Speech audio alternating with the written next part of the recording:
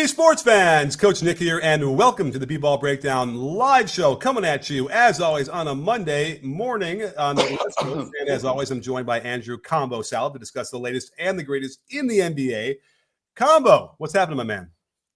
All is well. How are you, Coach Nick? I was sick. I've been sick for the last bunch of week. Last week a little bit, and I think I'm probably around 82% right now. So 82%. Okay. You're making your way back to 100. That's yeah. I mean, I was only in the high 60s, low 70s, and so it wasn't like horrible. But yeah, man, I hadn't been that way in years. It seems like. So wash your hands, everybody. And when someone else might be a little bit under the weather near you and your family, don't let them sit next to you on the couch. Just don't let it happen. Okay. A little bit of quarantine action. Yeah. I was getting gaslit, you're just too close. Don't sit next to me. Oh, what do you mean? I'm, whatever.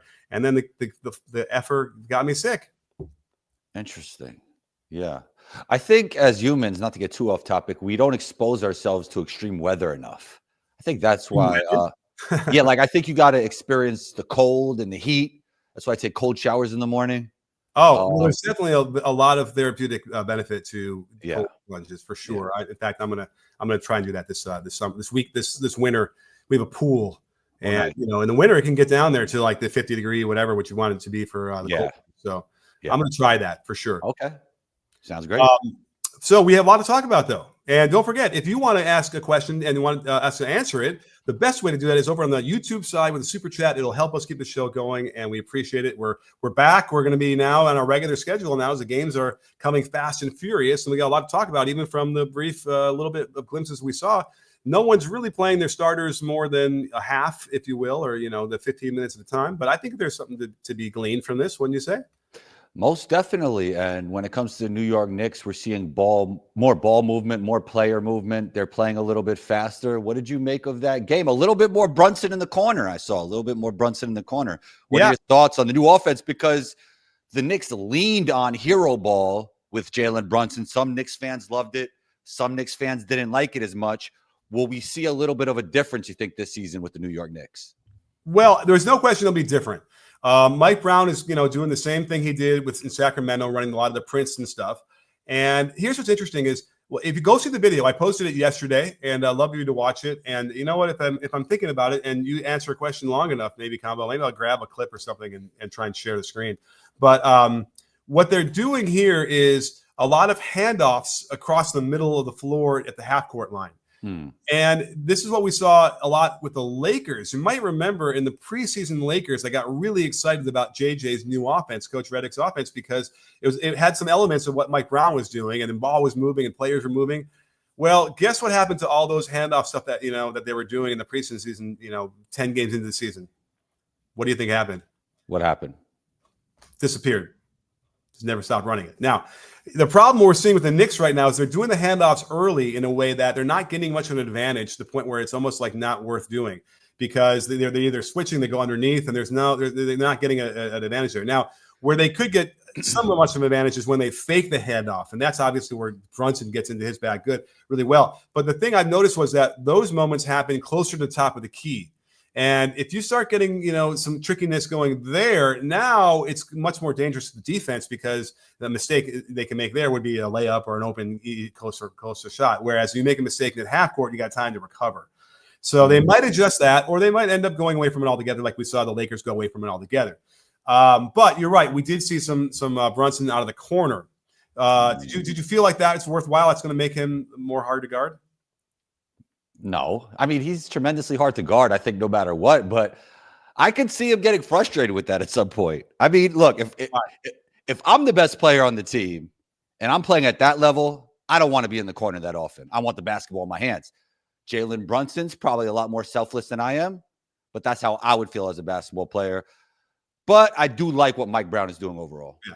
Well, in my video, I showed he took at least 2 or 3 shots that were clearly frustration. Like, I'm jacking it up. I haven't shot it for 5 minutes. It's going up. Okay, so you saw some of that. Yeah. So you're spot on, because the other problem is if he's not going to bring the ball up and they're going to throw him in the corner early, who's bringing the ball up then? Well, we've seen more Mikal Bridges now with the basketball in his hands. How do you feel about that? I liked it with the Nets. Okay. What the Philly was doing was, and Philly wasn't playing. Remember, Paul George wasn't in. Embiid wasn't in, so they're playing guys deeper on the bench who are trying to make a roster, right? And they're really hyped up. They're picking him up full court, and there were moments when it did not look good. He was not handling that kind of pressure. Now, will they do that in the regular season? I don't know, but they should. If they're gonna get some mileage, I think, out of that. I don't know how well Bridges is gonna handle that. Going have to crisscross 3 times up the court and get it in right. In the modern NBA, it's not a lot of full court pressure, but we actually have sseen more of it over the past couple years or so, which is really interesting. But on a day-to-day, I don't think Mikal Bridges will be pressured full court. Maybe he will. Like I could see the Heat putting Davion Mitchell on him in the regular season game if he's going to bring up the ball. So it could happen for sure. We'll see. Yeah, and what they're probably trying to do is to alleviate that pressure. They can now have the 2-guard front, and then he could hand off to him or whatever early, and then won't have to be one person bringing it up. But that was what was happening either way. They go into a 5-out delay as well, which requires the ball handler to bring the ball all the way up to the wing and then reverse it to the top. And so I'm a little bit worried. Like they need the secondary ball handling here on this team is concerning, right? I'm trying to figure out like who am I missing right now that they don't. You're right. You're right, and especially because Josh Hart is injured, and he's somewhat of a connective piece that could push pace with the ball in his hands. Oh, he played. He played in the last game. Is he injured now? He's injured. Injured in the first game. He has a back, and not only that, he has a finger that's twisted. It looks like Michael Jordan's finger. You ever see Michael Jordan's finger? Looks like that a little bit. Okay, that's not good. Yeah, Google Michael Jordan's fingers, and that's how Mikal Bridges' fingers look. And you could Google Mikal Bridges' fingers, too. Yeah, you're a weird Googler. I didn't realize that about you. Weird Googler. So anyway, is that weird? No, it was a thing among Knicks Nation. I mean, I'm telling you, if I type in Michael Jordan's and does it autofill finger? Yeah. Michael Jordan's Go F. Michael Jordan's yacht. Go. Just write the letter F. Finger will come up. Here's what comes up: father, fishing boat, father shot, father death, first wife, flu games, favorite cigars. All right, FI. Give me FI. Come on. Okay, the last one is finger. All right, let me hit it, and then should I share? Go to images. Oh, it's his index finger. Interesting. Let's see. I wonder if I can do this as a full screen or something because that's interesting. If I go like this, it's compelling content, Coach Nick. My producer hat's on right now. Is this compelling? Michael Jordan's finger? No, not really, but I see what you mean. It looks like it's gotten flattened out. That's rough, man. I wonder. Anyway, Mikel's is like that right now, and he's a big contributor, so it is somewhat of a concern. Yeah, absolutely. We have our first. By the way, one thing. He said he's actually said he's going to play with a splint. Okay. Yeah. Listen, nothing's going to keep Josh Hart out of the lineup. But I remember the injury when it went down was almost like non-contact. And I was really worried that it was an Achilles. But I don't think that's what it was, right? Right. But we got to look at that. All right. Cliffside, always great to see you. Best friend of the breakdown. Thank you so much for being here. Cliff says, when you watch games on TV, do your eyes tend to go to the ball or are you looking at off-ball action? That's a great question. I don't follow the ball as much as probably most people do. I tend to be watching all the other stuff. And then as a result, I miss things sometimes and I'll have to jump back. So to watch a game with me live could be very, very frustrating because I'm constantly jumping back 10 seconds and rewatching and looking and whatever. And then I might be sharing, filming the screen and posting on Twitter. So yeah, you got to be a real sadist to watch a basketball game with me live and let me have the remote control in my hand. Yeah, I mean, I think when somebody's going ISO, I don't just look at that player. I look at what's the help doing when they drive, who's helping off, who they staying on. So I mean, I'm not going to say I don't watch the basketball like I'm watching off the ball more, but then when somebody makes a play, like I'm scanning and seeing what's happening, For sure. I mean, the thing I always do in the beginning is I'm rarely looking at the ball as it's crossing half court. I'm looking at the alignment. Oh, yeah. I mean, because what's he going to do there anyway, right? It's like, yeah. And I want to know, what are they running? What's the offense? What's the alignment? Like, 5 out? Is it horns? Is it whatever? So here's an interesting thought experiment that I heard somebody say, like just following one player, especially if you're a player that you want to emulate that's really good in the NBA, maybe your role. I think it would be smart. Like, let's say a G League guy who wants an NBA role to just like follow that player for the whole game and see what he's doing on the ball, see what he's doing defensively. Here's one better than that. Ready? Okay. Play like the head coach is only watching you. Well, that's kind of like the thing when you go to school, like in the classroom, believe like your mom's there, Yeah. Right. Like, basically, I used to do that with Bobby. I used to pretend Bobby Knight was watching me the whole time. And I wouldn't want to. Second that I let up, that was bad, right? Did Bobby Knight give anybody freedom on the court outside of Isaiah Thomas? Like, were they able to play like free? it's really interesting because I just had a long conversation with a really great conversation with Anthony Pugh over on I had a nice Zoom with him. Go follow him, by the way, Anthony Pugh, Pugh, a really good coach and trainer. And we talked all about coaching, and then Bobby Knight stuff comes up. His motion offense does have freedom, right? There's a lot of decisions you can make, a lot of options. The funny thing about coaches like that who coach that in the Bobby Knight motion offense, they all seem to be yellers. And I know my high school coach was a yeller who tried to do the same thing. I helped a lot of other coaches who just were screamers and yellers because it's like you're giving them the freedom of like multiple options on every different, part of the floor. And then you start screaming at them when they don't make the option. They don't choose the option that you wanted them to choose. Right. And then you're making it worse. It's like you're making them crazier and crazier. And so I find that fascinating as well, because were they actually free to do it or not? Or were they so scared to make a mistake that they ended up just becoming a lot more rote and just doing the safe version of, the safest, easiest option, because do you ever have that player, maybe this was you, who would just throw the crazy passes? They'd just be willing to throw the most insane. Yeah, I mean, like, whatever. I grew up really enjoying the way Pistol Pete played, even though he was before my time. So, of course, I love that kind of stuff. Yeah. And it's that same question. Like, can you coach that, or are you just lucky when the guy like that walks in the door? Oh, man, it's a little bit of both. But I do believe that, like, let's say when we look at LaMelo, I think that was just from him playing the sport and his father encouraging them all to play fast and letting them play with creativity. I think it's environment and then innate talent at the same time. I also think it's personality. I think 100%. It's like certain players aren't loud, and then you'll have coaches who just torture them for 4 years, getting them to try and be loud, and it's not their personality. Eventually, 100%. Maybe they can kind of find a little bit of a voice, whatever, or even like physically tough, right? Draymond Green was extremely tough way before he ever got to Michigan State. I don't believe that Tom Izzo, through his methods, anger and disgust, and the way he coaches, got Draymond to be this really tough player, physical and all that stuff. I believe that, he was like that. He was his mentality. I'm sure his mother is a tough cookie who like raised him that way. So I'm thinking that like a lot of coaches think that they can create that out of players. And it's, in fact, they're probably just torturing. Yeah. I think probably coaches do more than they think, and probably players think they have more impact. Everybody thinks they have more impact than they actually do in this world. Okay, fair enough. Yeah. Now, the thing about the passing, though, is another one of those things where it's a couple of things have to align personality-wise. You have to derive pleasure from setting somebody up, and that means you want to try and do it. And sometimes people don't do it. They don't like it. I don't know why, or they don't get the same pleasure. There's nothing better in my mind when I throw a nice pass and the guy scores. Like, I love to do that. So it's two things. Are you just being selfish, or you don't process the game at a high level and you don't even see it? Like, I really believe sometimes players aren't being selfish. You see it more at the lower levels, but they just don't see it. Like, they just can't see it for some reason. And let's bring this back into the NBA, because, JJ Redick was quoted as saying he's had some self-reflection. He kind of looked back a little bit about the training and what they were doing. And then an assistant coach had reminded him that he like completely detonated all over his coaching staff, like in the preseason on something. And it just sounded like he was holding on too tight. And we saw that. We saw the intensity there. If you're already like going nuts in a preseason, like that's too early in the season of a long grind that he should know. And remember, we'd seen JJ go off, and I'm going to have to dig into my brain. There was a playoff game. They were about to be eliminated, maybe for Philly.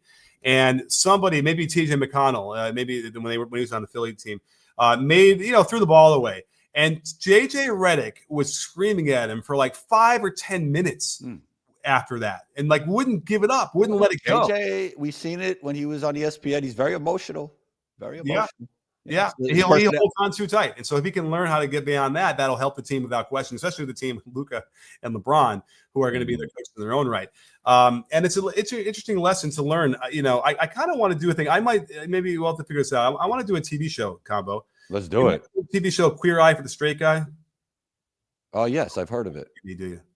No, I've heard of it. TV show. Okay. Yeah. And imagine, I think it's 4 or 5 guys who are all gay, and they would come in and they would help a straight guy improve his life with grooming, fashion. And they all had, 4 or 5 different, maybe decorating the house, all these different things, right? It's a great show. It's really fun. I think it might even still be on. So I'm thinking about doing something like that, but for coaching. Now, I'm not announcing that I'm gay, because I'm not gay, but I am using that framework of the TV show where people come in and in a very holistic way help somebody else improve their methods.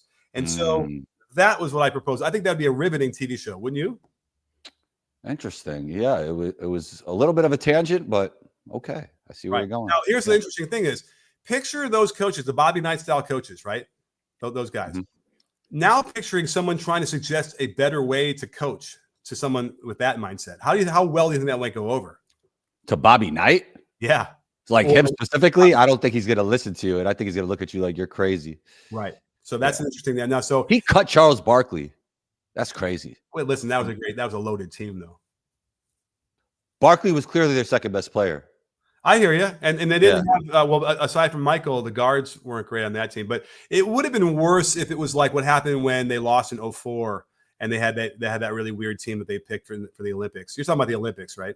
Yes, the Olympics. He cut it from the Olympics. You know, and so that was a little bit. No, there's and Barkley yeah. probably did play well, and No, and there's like coaches on that staff that said like he clearly just didn't like Barkley. yeah, Like, he just didn't like him. you know. And listen, you're going to coach that team. You're going to spend a lot of time with them. I get you want to be around, whatever. But listen, I will never. I don't have much to defend Bobby Knight. The one thing I will say about his teams is they play the right way. Now, but can you get players to play that way without having to use anger and disgust? Absolutely. Okay, so which team was Jordan was on the 84 or the 8? Obviously, we know he was on. Obviously, we know he was on 92. He was on the 84, so he missed 88. Yeah, they didn't let pros play at 88. 100%. That's right. Wow. Okay. Yo, he was so athletic. Like, I remember I had this VHS tape as a kid, not to age myself, but man, he just looked, even in 84, he looked so much better than everybody else in the court. I remember being in the gym in my grammar school, reading the Sports Illustrated with about him playing in the Olympics and saying, you're not going to believe this guy, you know, and like, you know, we already knew about him. He had hit the shot as a freshman, but right. he was doing, you know, the pros in their the practices was, you know, and so they knew anybody covering that Olympic team then knew he was going to be. Did everyone know? Because he still won number 3 in the draft. I know, that's how bad all that was. Now, remember, at that point, the draft had already happened. Okay. Okay. He did hit the shot, and he had his full seasons in North Carolina, though. Hakeem goes number 1. You can't blame him for that one. Sam Bowie. Sam Bowie, you know, that was the second pick. And Sam Bowie wasn't bad, by the way, and he was okay, you know, until he broke down completely. But you know, it's kind of like DeAndre Ayton got drafted first in that draft over Luka and good segue. Yeah. Good segue. Ayton to the Lakers, right? Yeah, DeAndre Ayton was drafted almost in that old school, like we need a good big guy, right? Like you can get that guy. Well, that's like the end of that era. That's the end of that era. End of that era. But it was already the end. It was so. No, I agree. Look, man, I was in the 40-40, you know, which doesn't exist anymore, and I was telling everybody in 40-40, Luka Doncic will be by far the best player in this draft. Oh, yeah. I had the videos as well. Yeah, I was right there with you. So, yeah. Yeah. All right, let's get to our next super chat because we have another one from Bron, another best friend of the breakdown, grandfather of the breakdown, whatever you call him. Thank you so much, Bron. Uncle? Is he uncle? I don't know what he is now. Haven't always been the biggest Gomez guy, but after seeing Knicks try and initiate the handoffs at the top, I need to cleanse. All right, well, you know what? Let's get back to the Knicks really quickly because we're seeing all those handoffs, which I think are going to end up going away, or they'll execute them closer to the basket. But yeah, they're running Mitchell Robinson through the high post in that Sabonis role. Sabonis is great. Like I thought he was, you know, and again, I was running out of time, so I couldn't quite finish. I wanted to throw some Sacramento footage to show what he did, but you got Mitchell Robinson catching the ball this back to the basket at the high post and just missing all manner of cutters that were open that, you know, a lot of guys will miss. It's not his thing, right? Mitchell Robinson is not a high post passer. Is that fair? Very fair. You know, and so now here's the thing, though. Don't you feel like it's just sort of, you know, experimenting in the preseason and then go away pretty quick? 100%. Yeah, he's not going to play that Domas role. He brings so much value in so many other ways, though. But no, that's not his thing. Right. What is his value on offense? On offense, he could finish around the rim. He could catch a pass, a dunk, offensive rebounding for sure. And he'll make like he is. I wouldn't say he's the smartest player in the world, but he doesn't make dumb mistakes too often if you put him in the right position, you know? And he wasn't making mistakes. He's just missing stuff that like a better passer. 100%. 100%. That is why is he in that position. So I think they're just saying, you know, let's throw him out there and see. I guarantee you, listen, my video is not going to influence anybody. They're seeing the same footage that I'm seeing, right? And they're gonna figure out that decision pretty quickly because guess who should be in that role? Who should be in there? Draymond Green. No, I mean on the Knicks. Cat. Yeah, right. Cat's a good passer. Yeah. He's really good. Whatever. Good passer. So now here's the problem: is you kind of want to get him reps too, right? If you know he's going to be your best guy, you can't just like, yo, we're going to save it until all of a sudden the games start counting. I think you got to get him in. I was thinking about this. Yeah, we got to be done with the saving stuff. I was thinking about this with content. Just always put your best stuff out and then create other best stuff. Anyway, go ahead. Off on a tangent. Right. And it's like, I could tell you the play we're going to run, but that doesn't mean you're going to stop it. Oh, I mean, everybody knows that everybody's running in the playoffs too. So yeah, for sure. Right. It's the Green Bay sweep play, back in the whatever. They'd run the sweep, everyone knew it, and would still get 8 yards. Okay. Yeah. So Mitch is going to go back to dunker spot and do his thing and his damage. Because remember, the biggest difference last year when they put him in the lineup finally, and that's one of the reasons why Tibbs got fired, was he just didn't recognize the lineup data quickly enough. We also got some revelations where because he was playing his starters such heavy minutes, they simply were not practicing. And that made a lot of sense because they weren't playing with a high enough IQ. And it indicates that they're not practicing, they're not going over game situations, they're not sort of, and you have to refresh that with people, even at the pro level. And so they make mistakes down the stretch in certain games where we're confounding for what you would normally assume was a Tibbs coach team would be really smart. And if they weren't practicing, that makes a lot of sense that his influence had waned. And that also might mean that's why it's time to kind of maybe they move on. I know that like Cleveland, they practice, they're getting up and down now, and they're not sort of, going to that thing where, we can't practice because we have, 3 games in the next 6 days, whatever it is. You have to practice. You have to get up and down, run, break a sweat, move through the space and learn your teammates and get reps. Cleveland's doing something interesting with skill development. They're less about the skills and drills and reps, and they're more about all game situation type drills. They are CLA. Alex Ramos, friend of the breakdown. And I did a pod with him once. Yeah. So that's interesting. How do you feel about all that? I love it. And listen, that's what I do. And that's how I train it. And I'm trying to help other NBA teams find their Moneyball moment. It's a Moneyball moment. Look what happened. That Cleveland Cavaliers team last year was almost the same exact team as it was the year before. That was biddling, couldn't get over the hump. And he comes in, and they were the class of the East, and only because he had some injuries and that crazy the Knicks. Wait, the Knicks beat him, right? Is that the Knicks crazy? Mm-hmm. That was the bounce, right, against Cleveland. Mm-hmm. That doesn't happen. The whole series. Yeah. Maybe they win and they go on. Maybe they beat the Pacers. What are your thoughts on? Yeah. What are your thoughts on a developing player when it comes to like CLA and then balancing that with like getting reps and repping out skills? You have to. So I got into this big argument over the weekend because we saw UCLA's women's coach within 15 minutes of the press coming in, watching the practice. They were missing some layups, so she blows the whistle and has them run suicides. And it's my daily reminder to everybody out there as a coach that running in a straight back and forth in a straight line at a predetermined distance is not basketball. I agree with that. That wasn't really what I was going for, though, Coach Nick. I'm saying, like, as a basketball player, developing basketball player, you definitely have to play your sport. Right. Like, you don't want to be a skill development robot. Like right. drills are drills. But I do think to sharpen up, you do need to rep out individual skills, and on top of that, play your sport. Well, because I think some people believe like all you need is the small-sided games. Right. But I think you need a little bit of both, As long as this is game-like, I really don't like guys just standing on the right wing and they're just throwing passes and shooting 50 shots in a row. I mean, that's not enough for me. Now, if you're a 10 or 11-year-old and you're just now trying to understand how your body is moving into a shot, I get it. There is a little value of that. But I'd still want to be getting into somebody closing out, somebody putting a hand up, somebody, maybe moving and stepping into that catch before standing still. Because you'll accelerate that process, believe it or not, by adding that constraint, which is what the CLA constraint led approach. I agree with the CLA. I would also say for volume reasons, it's good to rep out things sometimes for volume. Okay, so the question then becomes, if you can get more meaningful reps, do you need as many?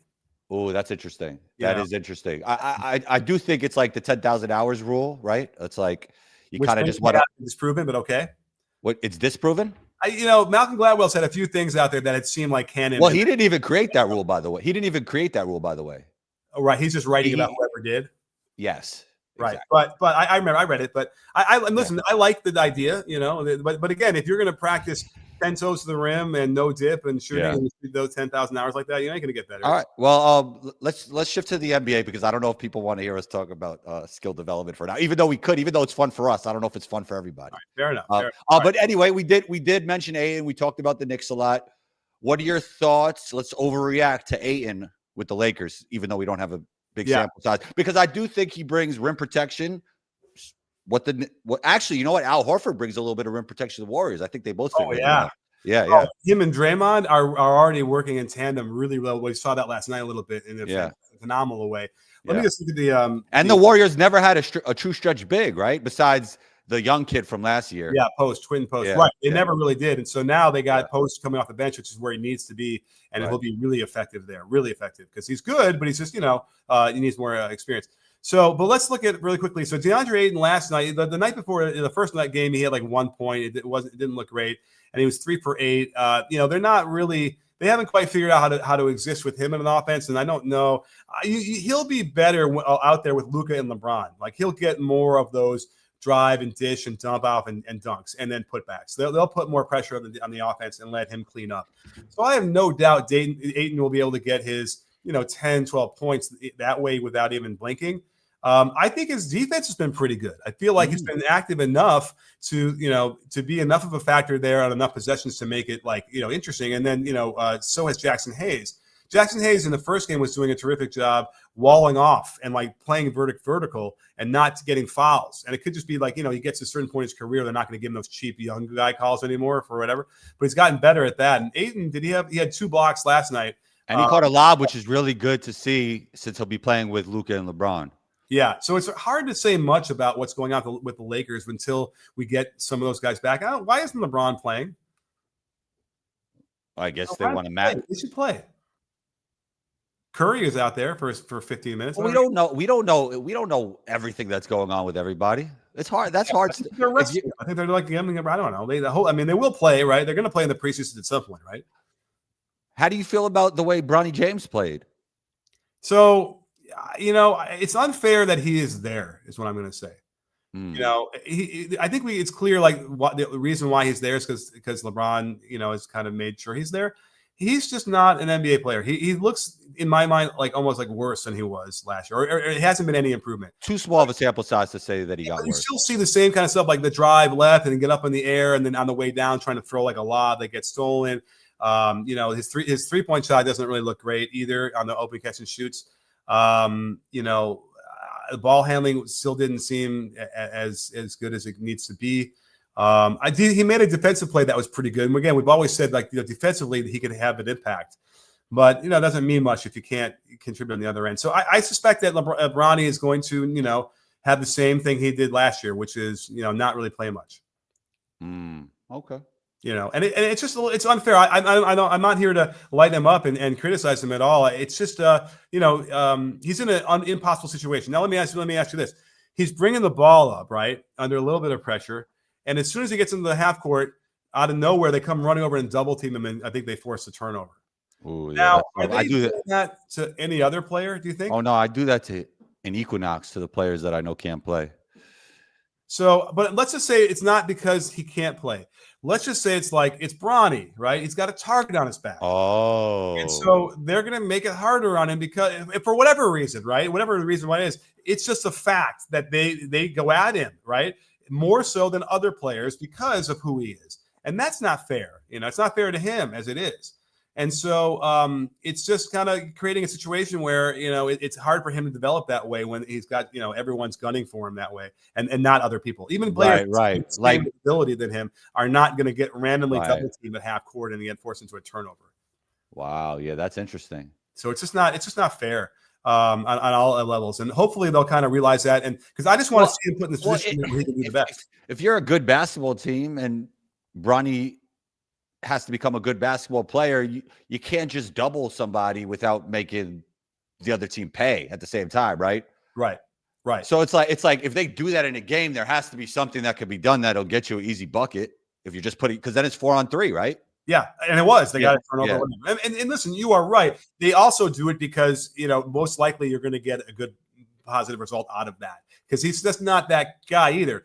He'd be better off as a 3, maybe more off the ball. But he's only 6'2", right? Yeah, that's the problem. In his role, he's not the guy you kind of want to have bring the ball up and initiating offense and all. How tall is he? 6'1", 6'2"? What? Yeah, 6'1", whatever. So we'll see. Now we get to see Bryce this year in Arizona. We'll find out, where he's doing. I wonder if he's going to do any better. And Bronny never got a full shake at USC anyway either. He should have stayed there for at least another year. So all these things are interesting decisions that affect people, and for the long term, that's the problem, right? What happens now to a psyche of a player at this age could affect them for the rest of their career. And, I don't know how well it's going to do for him coming back from this. So we'll see. But, it's a hot take or not that he will play very sparingly at the NBA level and he'll probably play G League a lot. And I'm sure he'll do well. He did well. He found moments where he averaged 20 last 11 games. Yeah, but we'll have to see it again. I remember I told you I went through some of that footage and still saw decision-making issues and stuff, and deferring in a way that he could get those points. But hopefully we'll see some better stuff at the G League level when he plays in those, and then he merit more stuff. But we'll see. Let's get to another one. Another super chat. Bron says, whenever you talk about the ideal qualities of a coach, both on and off the court, I can't help but think about Mark Daniel. Yeah, absolutely. I like his demeanor. I like his rhythm. I like the way he communicates and he sees the game. Obviously, he's the reigning NBA title coach that we have. Deservedly with the youngest championship team in the history of the league. Halliburton doesn't go down. Are they the title winners? I don't think so. Right. They were still up by half after Halliburton. That's crazy, right? The Pacers could have been the champions. Wow. Yeah. If only that Achilles could have held up for one more game. I know. And he hit 4 threes. He was really on. So yeah, that's if that's happening in the beginning, that's tough. Yeah. It's tough. Now make sure I did an interview with one of the directors of the Netflix documentary, It's Starting Five. It's coming out soon. So make sure to have it on your radar, and I'll release that interview as we get a little closer to the release. But there's some absolute gold, and they have behind the scenes footage of Halliburton in the locker room after he gets injured, and it's heartbreaking. And amazing that they were following Halliburton as one of the players, and they were also following SGA. So they have this, from both sides stuff. And the joke is that it was really nice of the NBA to engineer, 2 of the starting 5 people to be in the finals for them. Oh, engineer! I see what you did there. Yeah. I wonder if they had to ask pretty please or not to make that. Is the NBA more entertainment or more sport? I don't think that they engineered that, but it's certainly entertainment is a big thing, and that's the thing that they focus on to make it more entertaining. And they're worried about the NBA people turning off the NBA because it's not as entertaining as they need it to be. In fact, I was in New York a couple weeks ago. This should come out sooner than later. I sat down with a couple of the NBA reffing crews to break down some games and go through some of the rules that do trigger people a lot, just so they can understand the game better and not turn it off or not get mad, right? Don't get mad. Let's understand the rules and why that call happens, and then be like, oh, okay, they're actually amazingly at their job. When people get mad, they tune in more, I believe. Yeah, I think that the worry is, and we've seen the results, right, in terms of ratings, that that's a travel. I can't watch this anymore. Oh, really? I see that a lot. And I listen. The ratings are down for a number of reasons. And are the ratings really down? I hear conflicting reports. They're down. Okay. Yeah, I mean, listen, OKC, Indiana is small. Is that because of the way we consume media these days on our phone? Yeah, and they might not be measuring it exactly the proper way, but yeah. Certainly the traditional things are down, and that's the thing. And it's for sure. All right, Alan Tran, another best friend of the breakdown. Thank you so much, Alan. Great to see you. I'm high on Ayton in LA with Luka and Bron, but LA depth scares me. On another note, I'm really high on Golden State Warriors' new roster. Horford is perfect, and that is absolutely true. We can talk about the Warriors now as we wrap this up, right? We got what? How many more minutes? We got 15 minutes with you? Mm-hmm. All right. I think Ayton, listen, he's gone through some things, right? He's got some perspective on his career and what he needs to do to stay in the league. So playing defense, and I remember the reason why the Suns made that jump to the finals run was because Ayton got much better defensively. We've seen it. He'd established it. I don't know exactly what happened with him and Monty and how that all so completely fell apart. It's who knows, but if he can find that again, and be a real effective drop coverage player and then protect the rim on 5 or 6 possessions or 5 possessions a game, that's all you need, then he'll be great. And again, we talked about it earlier. He'll play off of Luka and LeBron, I think, pretty well. Yeah, I think he's a great fit. When I said, I was thinking about him as a lob threat and how good is he at that regard. And then in the middle of the game, he just caught one easy. Yeah. I'm like, that's good right there. Because the way LeBron and Luka could throw lobs, I mean, that's probably 6 points right there a game, 4 to 6 points. The thing we didn't talk about was Austin Reeves in the first game. He didn't play last night, and again, they're just stretching people out and whatever. Yeah. He was awesome. Yeah, I mean, he has been for a while now. Look, there was a little bit of dip in the playoffs, but he's been an awesome player for a long time now. And I think he's going to be awesome, even more awesome again. I think his handle is crazy. Yeah. He got that ball on a string. Yeah, I don't know if that's I mean, he might have top 5 handle in the league. Yeah, there's a video for you. That's a great take. Yeah, Austin Reeves has a top 5 handle in the league. And there's no question. And remember, I told you when we used to see it more where, for whatever reason, as I'm rolling my eyes, these defenders would come up. Oh, I'm going to just rip this guy, this person. And he embarrasses them, right? And at some point, you got to say, you know what? You got to stop reaching in like you think this guy can't handle the ball, because you got to get in the stance and move your feet and play defense, because he's going to kill you. He looked tuned up to the nth degree. He shot a high percentage. He was making all manner of tough shots. He was really great. Yeah, I think he's also a great complement with Luka and LeBron, because he gives them that secondary or tertiary ball handling. Yeah, and then if he could be actually the secondary guy if LeBron wants to play the 4-5, which he can. Absolutely. Yeah. Gabe Vincent, awesome. Better. So maybe that was just a dip season, and he's back to Miami Heat. Yeah, and he was injured and this and that, whatever. Here's the question: in there, he's going to make the right decision every time. He's going to knock down open threes. He's going to handle the ball well. He's perfect for them, and he's going to play defense. He's perfect for them, and he did it again. You just watching him, doesn't have to fill the box score at all, and he's perfect. So I don't think you have to worry, Alan, about their depth. I think their depth is fine, because now you're knocking down Vanderbilt lower and whatever. Now they're going to play into a better role they're going to have once the other 2 guys come back. They're going to be solid. Who has the best chance to win a championship this season? Steph Curry, LeBron James, or Kevin Durant? Well, I would have said Kevin Durant, but not now. And then who is it? LeBron and Steph? Steph. Yeah. I don't know. It's a close one between. I think the Warriors and the Lakers are kind of close. We got to kind of get some more data on that, because Horford. We'll get to the Warriors a little bit more, but they've done a lot of really good things. By the way, Brandon Pajemski? No, Steph's trainer, Brandon. Oh my goodness. Anyway, Brandon was saying, "Oh, Steph's moving better than he ever has." Whatever. I'm like, yeah, come on, go watch 2015 Steph. You'll see a water bug out there. But I gotta tell you, he's not that far off. Curry was moving laterally last night. He was really like bouncing around out there, looking like a young Curry. So they got to figure out how to stretch that out over a whole season. If it's close, that's phenomenal, because he also gained a lot of weight since then. So he's definitely stronger now, for sure. Yeah. He looks like Rocky in Rocky 3 after Apollo Creed was done training with him, and really good stuff. So that looks great. Al Horford is that pick and pop guy that they need to stretch the floor, and he's defensively too. He's him and Draymond. So they have a nice team going on. Pajemski looks the same, which is good. He's fine. And they brought back Melton, who was really good for them before he left last year.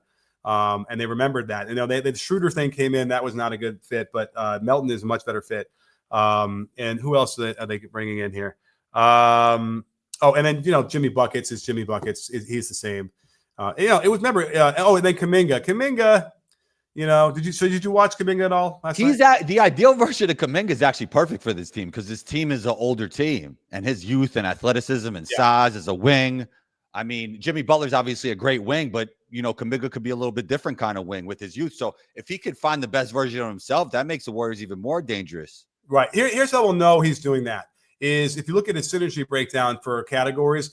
If his transition category is the highest usage that he has, I think then we know what he's doing. They got to get him in transition, doing a lot of damage there. Now, I don't know how fast they really want to go with this old team, but in my mind, he once he gets into those ISO stuff and the face-ups, it's just, he did a little bit. He did score on one that looked okay. So, maybe in the margin they can kind of find some moments of that. But, he's devastating in the open court, and they got to make sure they find him doing as much as that. I think they're fine playing fast. I think Jimmy, even though we think of him as like a surgical half-court player, he's good in transition. Draymond pushes pace well. We know Steph could play fast.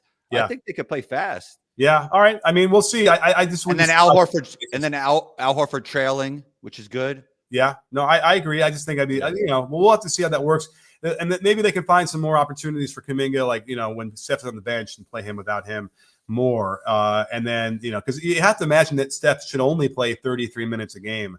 But they might need him more. Al Horford is the guy that you really got to make sure he's good for the playoffs more than anybody else, I think.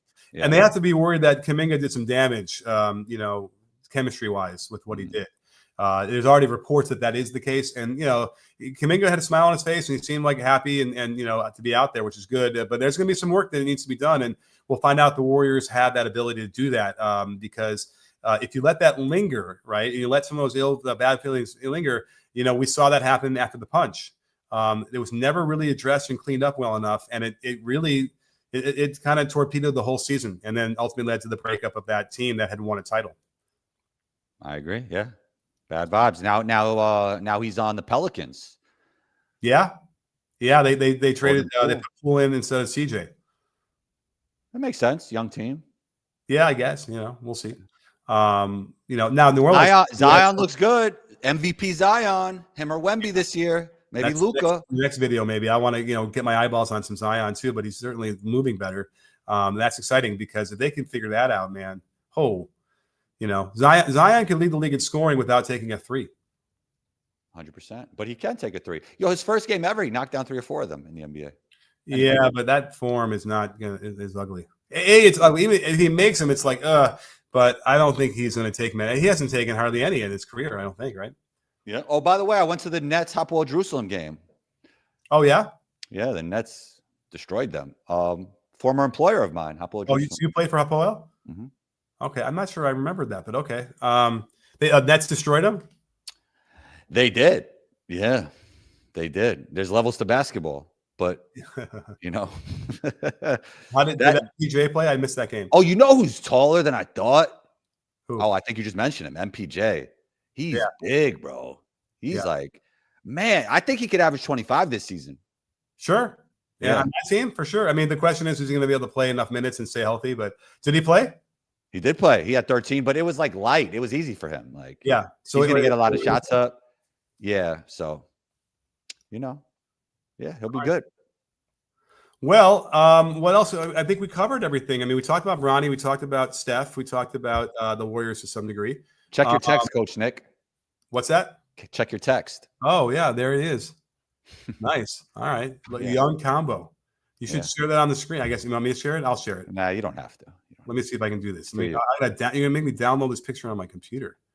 You don't have to. You don't have to if it takes time. Anyway, well, while we're talking here, maybe I'll open up my photos and see if I can do this here. Where's recent? Oh, my goodness gracious. I haven't done that. Anyway, here it is. All right, you ready? Let's you gave me a really low res. Oh, yeah, well. What could I do? Anyway, when it's like normal size, it's really pixelated. Anyway, you can probably find it online, right? Probably. Seth Curry. We haven't talked about Seth Curry. Oh, so he's in that Giannis brother mold type thing, right? Like, but Seth is much better. No offense to. You think he's gonna get? You think he's gonna get some rotation minutes? Oh, if he doesn't, I don't know what's going on. Seth Curry, everyone sleeps on him, and he's good. He can run He's very good. He can handle the ball. But at this point of his career, what do you think? You think he's a rotational player? Yeah, he should be. I bet you he'll get minutes. Now, like Pat Spencer and him, they're gonna have to figure it out. Now, the problem with Pat Spencer is he doesn't shoot threes. It's a cool story if they do win, right? If they do win a chip with the brothers, yeah. Seth Curry has been establishing himself, and he gets to the spot, and then they trade him away, thinking, "Oh, we'll just replace that," and then they realize they don't replace it. I think in Philly that happened. I think in Dallas that happened with him. And it's Philly. I mean, Philly. It felt like a great fit when he was there, right? Yeah, really. Yeah. So Dallas done that a few times now, right? They didn't keep. So there's some numbers with Seth back in the day that were even better than Steph's, like efficiency wise, right? Wasn't there some of that? Maybe, probably, but don't forget, sample size. Yeah. But imagine the shots in this offense that Seth Curry's gonna be able to get, and he's smart and he knows how to do My guy could flat out shoot, Seth. Yeah, for sure. We'll see. So again, the Kuminga thing is going to be a real question mark, and are they going to get him on the trading block right as soon as they can? This is his chance, and there's a lot of pressure on everybody to make it work or to see what happens, and so that could either be good or be bad. I don't know how I think about it just yet. I think I might be worried that it's not going to work out. But listen, Kuminga, no one would be more happy to see it than me. We'll see what develops. Yeah. Well, all right. Well, combo, awesome stuff. Way to hold on the fort for the first, not the first show, but one of our early shows of the season.